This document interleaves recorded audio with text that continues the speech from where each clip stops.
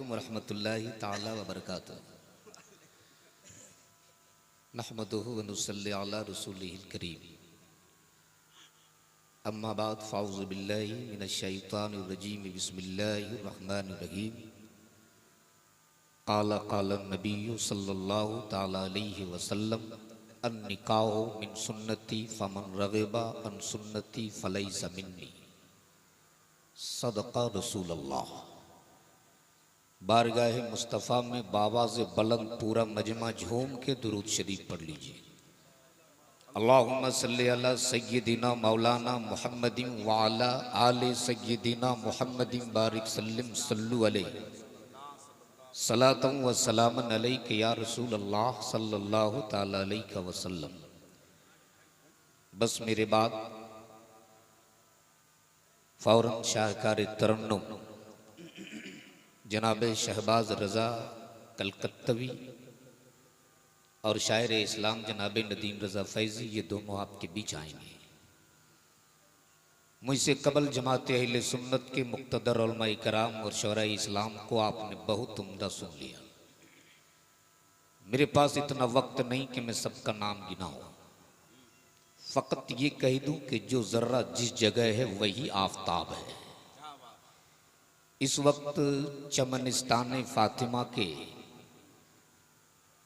वो महकते हुए कली नहीं कलियां इस वक्त मिंबर शरीफ पे जलवागर है। मैं समझता हूं हुजूर शिबली मियाँ का जो खिताब हो गया वक्त और हालात के हिसाब से, अब मैं हर जगह अपने खुतबा से मसाजिद के अइम्मा से हाथ जोड़ के शब्बीर भाई सिर्फ एक ही गुजारिश करता हूं कि अब कुर्सी तोड़ तकरीर की जरूरत नहीं है। अब जुब्बा फाड़ खिताब का जरूरत नहीं है। अब सिर्फ मज़ारों की चादरों की अहमियत बताने की जरूरत नहीं है। अब ये वक्त अपने नस्लों के वजूद बचाने का वक्त है। जब हमारा वजूद बाकी होगा तब हमारे मज़ारों के चादरों की अजमत सलामत होगी। जब हमारा वजूद ही नहीं बाकी होगा तो फिर हमारी कब्रों पे फातिहा कौन पढ़ेगा? इसलिए सिर्फ चादर गागर और लंगर के नाम पर लाखों खर्चे करने वालों होश में आओ। मत चढ़ाओ मेरे गरीब नवाज के तुरबत पे 20,000 की चादर। मेरे ख्वाजा तेरी चादर के मोहताज नहीं है। सिर्फ अकीदत से 10 रुपया का फूल पेश कर दो और उसी पैसे को बचाकर अपनी नस्लों के लिए एक ऐसा प्लेटफॉर्म तैयार कर दो जहां हम अपनी औलादों को दीन की भी तालीम दे सके, दुनिया की भी तालीम दे सके। अभी हजरत ने बताया कि बड़ी तेजी के साथ हमारी कौम की बच्चियां मुर्तद हो रही हैं। कसूर किसका है? शब्बीर भाई मातम करने को जी करता है। क्या करें ऐसे हालात में? अगर अब भी नहीं सुधरे तो फिर हमें सुधारने के लिए नबियों की जमात नहीं आने वाली। यही उलमा है जो आपको सीधे राह दिखाएंगे भी, चलाएंगे भी। बड़ी तेजी के साथ मेरी कौम की बच्चियां मुर्तद हो रही हैं। रीजन 2 हैं। नदीम फैजी साहब सुन लीजिए, मुस्कुराने का वक्त खत्म हो चुका और मैं कहता हूं मुस्कुराने का हक नहीं है। हमारी कौम की बेटियां गैरों के साथ भाग रही, मुस्कुरा रहे। मैं कहता हूं हमें खिताब करने का भी हक नहीं है। हमारी कौम की बेटियां किसी अर्जुन के साथ भाग रही, हम जुब्बा और पगड़ी लेकर स्टेज पे घूमते रहे। शर्म आनी चाहिए। 2 रीजन है। आज हमारे पास अपना कोई स्कूल नहीं, कोई कॉलेज नहीं, कोई यूनिवर्सिटी नहीं है। एक रीजन तो ये है कि मेरी कौम की बेटियां गैरों के यहां पढ़ने पे मजबूर है। और दूसरा रीजन ये है कि हमने निकाह को बहुत महंगा बना दिया है। नबी ये रहमत फरमाते निकाह को आसान करो,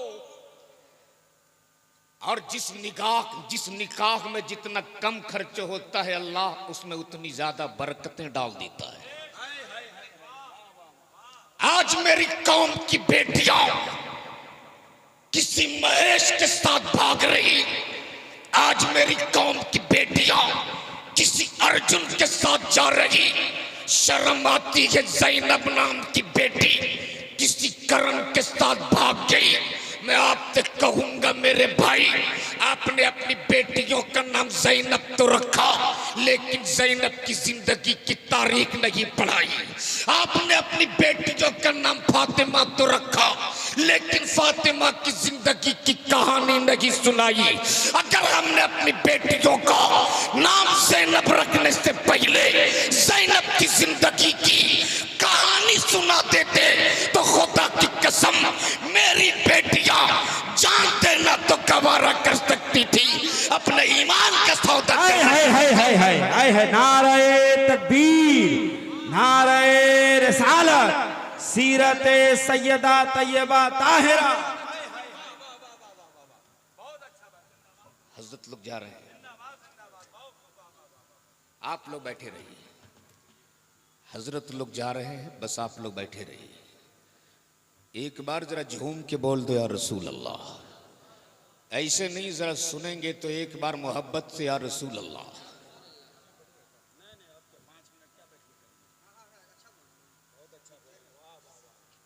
शब्बीर भाई, क्या आज आपने पढ़ा है, कसम खुदा के दिल खुश हो गया। अल्लाह आपको सलामत रखे। आज से 10 साल पहले जब मैं कुर्सी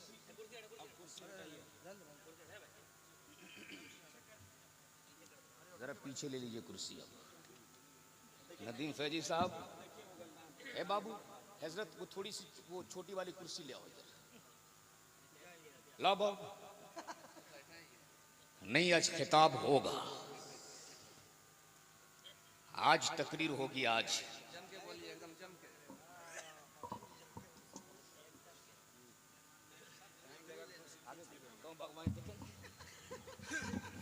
जब तक सब नहीं जाएंगे मैं भी नहीं छोड़ूंगा।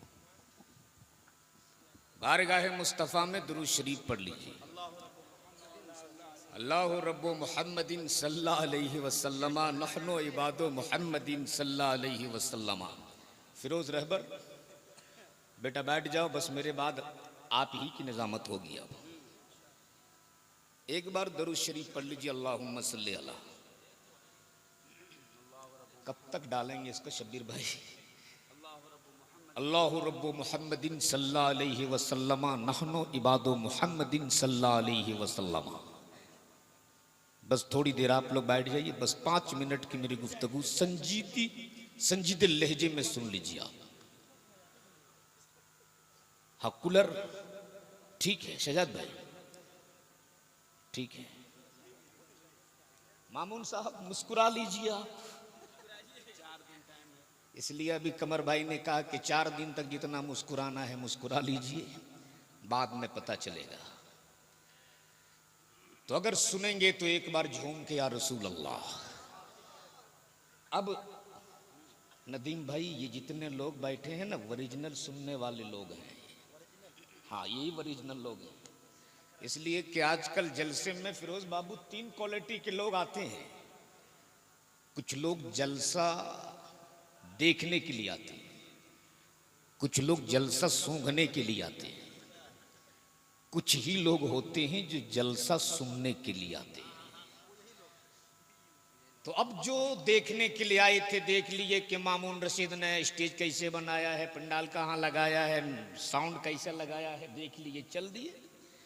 अब जो लोग सूंघने आए थे वो सूंघ रहे थे, चाय की दुकान कहाँ है, पकौड़ी की दुकान कहाँ है, समोसा कहाँ बना है, सूंघ लिए, चल दिए। अब जो लोग सुनने के लिए आए थे ओरिजिनल, अब यही लोग बैठे हुए हैं। सुभान अल्लाह। अच्छा, आप लोग तो शहर के आदमी हो, खेती तो करते होगे नहीं आप? किसान लोग जानते हैं, जब धान पक जाता है तो शब्बीर भाई बहुत बड़े किसान हैं। धान पकने के बाद लोग काट लेते हैं।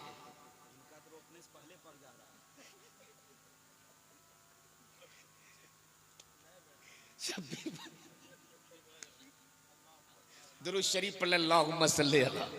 कमर भाई खुदा के वास्ते थोड़ी देर आप चुप रह लें, एक बार जरा झूम के बोल दें या रसूल अल्लाह, और मोहब्बत से पूरा मजमा एक आवाज में या रसूल अल्लाह। बस थोड़ी देर मेरी गुफ्तगू सुन लीजिए। मैं बयान कर रहा था सैयदा ज़ैनब। सैयदा ज़ैनब कौन है? सैयदा ज़ैनब बस 1 मिनट में आप सुन लो। सहन है मस्जिद नबवी का। 6 साल की बच्ची कुरान की तिलावत फरमा रही, और तिलावत फरमाते फरमाते थोड़ा सा दुपट्टा सर से सरक गया। सैयदा तैयबा ताहिरा आबिदा जाहिदा सैयदा फातिमा तशरीफ लाई, और तशरीफ लाने के बाद दुपट्टे को उठा के सर पे डाल दिया। उम्र है फकत 6 साल। पूछो इन उलमा से 6 साल की उम्र में पर्दा फर्ज नहीं है, लेकिन सैयदा फातिमा ने सर पे पर्दा डालने के बाद, सर पे दुपट्टा डालने के बाद सैयदा फातिमा बोल पड़ी है, बेटी ज़ैनब खबरदार अपने सर से दुपट्टा सरकने ना देना, वरना तेरे नाना मुस्तफा तुझसे नाराज हो जाएंगे। इतना सुनना था। सैयदा ज़ैनब फूट फूट के रोने लगी, हिचकिचां ले के रोने लगी। इतना रोई ज़ैनब, इतना रोई ज़ैनब कि फिर सैयदा फातिमा को आना पड़ा, और आने के बाद बोल पड़ी, ए बेटी ज़ैनब इस तरह आंसू क्यों बहाती हो, इस तरह क्यों रोती हो, इस तरह सिसकियां क्यों लेती हो। तब सैयदा ज़ैनब ने कहा था, अम्मी फातिमा कहीं मेरे नाना मुस्तफा मुझसे नाराज तो नहीं हो गए। ए अम्मी फातिमा आज मैं आपको गवाह बनाकर आपसे वादा करती हूँ कि आपकी बेटी ज़ैनब अपनी गर्दन तो दे सकती है, अपने सर से कभी दुपट्टा सरकने नहीं दे सकती।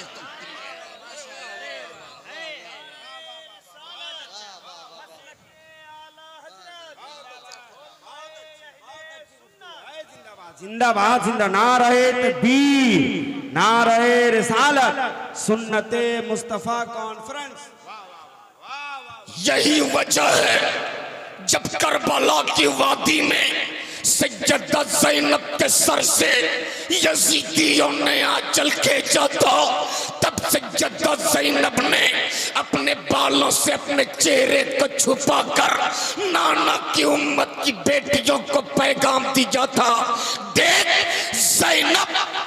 ज़ैनब अपने चेहरे को अपने बालों से छुपाकर नाना की उम्मत की बेटियों को दर्श दिया था कि ज़ैनब अपनी गर्दन तो दे सकती है, अपने चेहरे को किसी गैर महरम को दिखा नहीं सकती है। इसलिए मेरे भाई, बेटियों का नाम फातिमा रखने से पहले फातिमा की जिंदगी की तारीख पढ़ा दो। बेटियों का नाम ज़ैनब रखने से पहले ज़ैनब की जिंदगी की कहानी सुना दो। खुदा की कसम, हमारी ये कौम की बेटियां अपनी जान देना तो गवारा कर सकती, अपने इज्जत का सौदा करना कभी गवारा नहीं कर सकती है। लेकिन आज जिस निकाह को मुस्तफा ने आसान करने को कहा है, ये तिलक और मुतालबे जहेज ने वो आतंक मचाया है कि अगर किसी गरीब बाप के पास आज के इस दौर में 4-5 बेटियां होना, उसकी रात का सोना हराम हो जाता है। न उससे दिन को सुकून मिलता है, न रात को चैन मिलता है। इसलिए मैं आपसे कहूंगा, अगर गैरतदार माओं के दूध पिए हो तो आज सुन लो। अगर जानवर नहीं बेटा पैदा किए हो तो सुन लो। याद रखना, हमारे इलाके के हजरत एक सर्वे के मुताबिक इसी पश्चिम बंगाल के इसी इलाके के 10% मेरी कौम की बेटियां मुरादाबाद, सूरत और गुजरात जैसे शहरों पे बिकने पे मजबूर है। मैं पूछता हूं, क्या मेरे इस इलाके के सारे नौजवान इतने बेगैरत हो गए कि हमारी कौम की बेटियां आज गैरों के शहरों पे बिकने पे मजबूर हो गई है? अगर जमीर जिंदा है तो सिर्फ 5 मिनट की मेरी गुफ्तगू सुन लो आप। शब्बीर भाई, इसी बंगाल में एक जगह है मालदा, आपने सुना है ना? कई बार। उसी मालदा इलाके से लॉकडाउन का जमाना था कमर भाई, हालात कुछ साजगार हुए थे, इक्का दुक्का ट्रेनें चल रही थी। उसी पीरियड में फोन आता है वही मालदा इलाके से, एक अल्लाह के वली का उर्स होता है, जलसे की तारीख थी और तारीख भी इस शर्त के साथ ली गई कि हजरत रेलवे स्टेशन में कोरोना का जांच बड़ी तेजी के साथ हो रहा और हालात भी वैसे ही थे, जो जहां मिल जाए पटक के नाक में पाइप डाल देते थे। उन लोगों ने कहा बहुत जोरदार मालदा रेलवे स्टेशन में कोरोना जांच हो रहा, इसलिए हम लोग रेलवे स्टेशन नहीं आएंगे। मैंने कहा ठीक है, बस स्टैंड में रहना, मैं रेलवे स्टेशन आ जाऊंगा।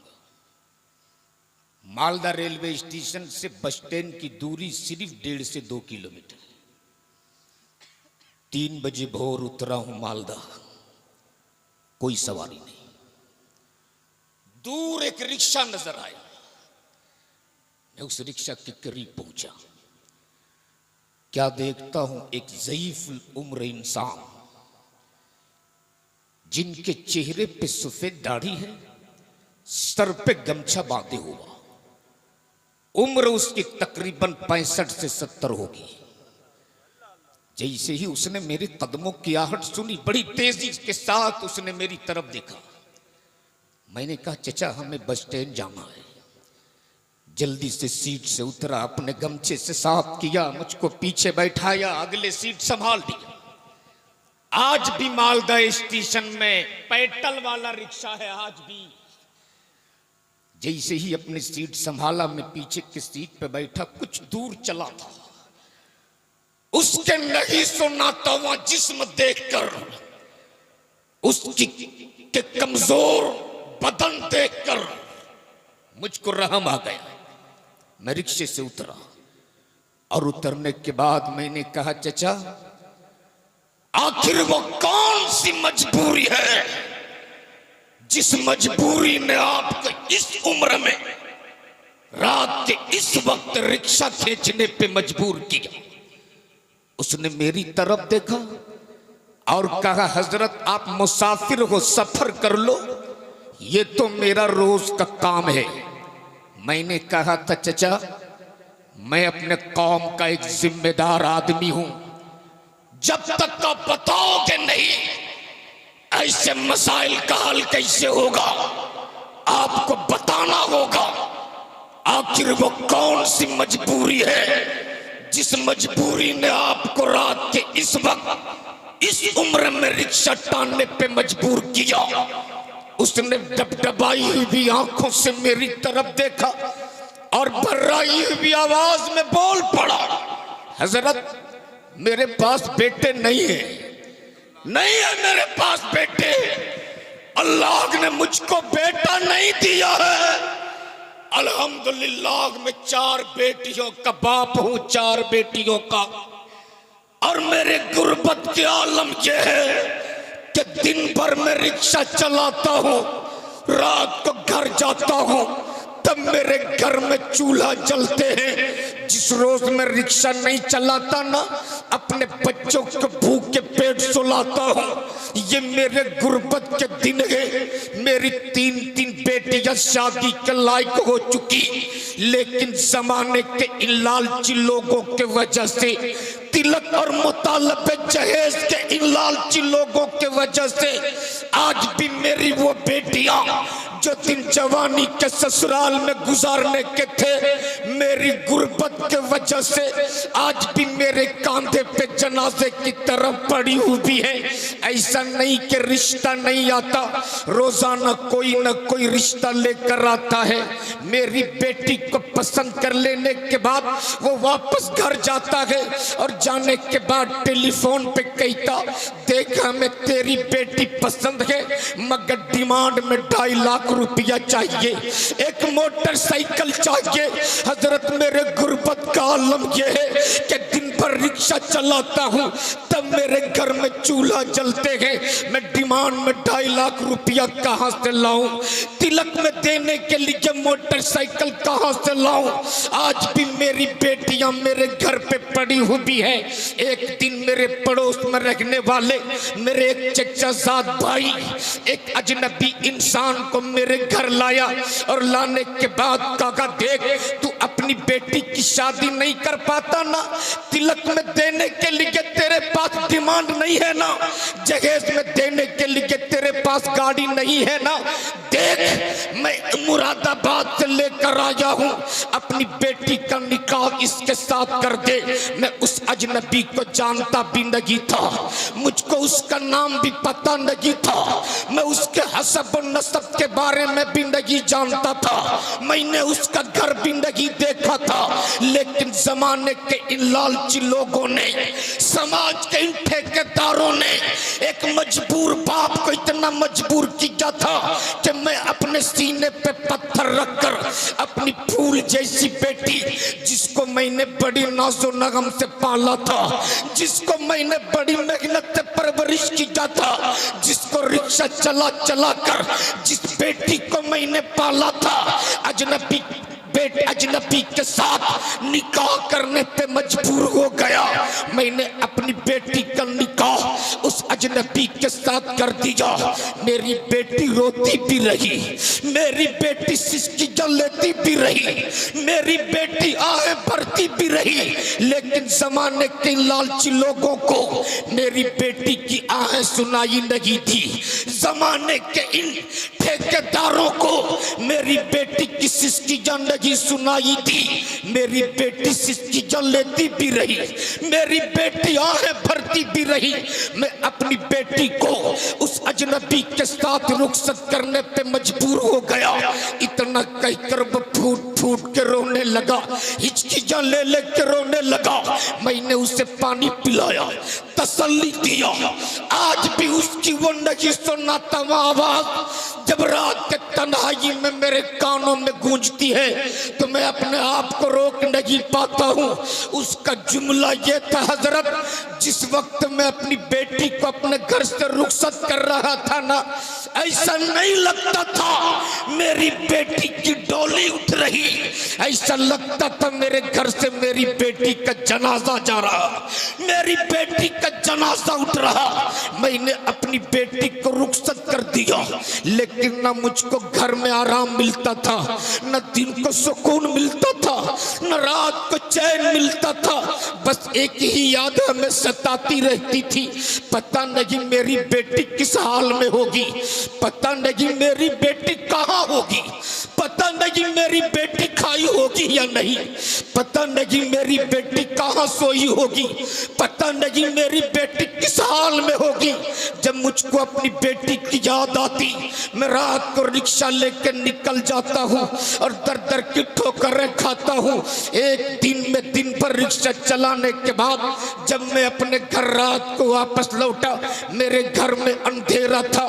मैंने दरवाजे पे कुंडी बजाई, मेरी बेटी ने दरवाजा खोला और दरवाजा खोल के मेरी बेटी मेरे कदमों पे गिर गई और गिर के कहने लगी, अब्बू मैं जिंदा रहने के लायक नहीं, मुझे मार दो अब्बू, मैं समाज में अपना चेहरा दिखाने के लायक नहीं, मुझे मार दो अब्बू, मैं जमाने को अपनी शक्ल दिखाने के लायक नहीं, मुझे मार दो अब्बू। तब मैंने अपनी बेटी को तसल्ली देते हुए कहा था, बेटी घबरा मत, आज भी तेरे बूढ़े बाप के बाजू में इतनी ताकत है कि तेरे लिए भी जहेज का इंतजाम इंतजाम करूंगा और तेरी भी शादी कराऊंगा। जब मैंने अपनी बेटी के बाजू को पकड़ के ऊपर उठाया, चेहरे से आंचल हटाया, जैसे कि चेहरे से आंचल हटा था मेरे पैरों तले जमीन खिसक गई।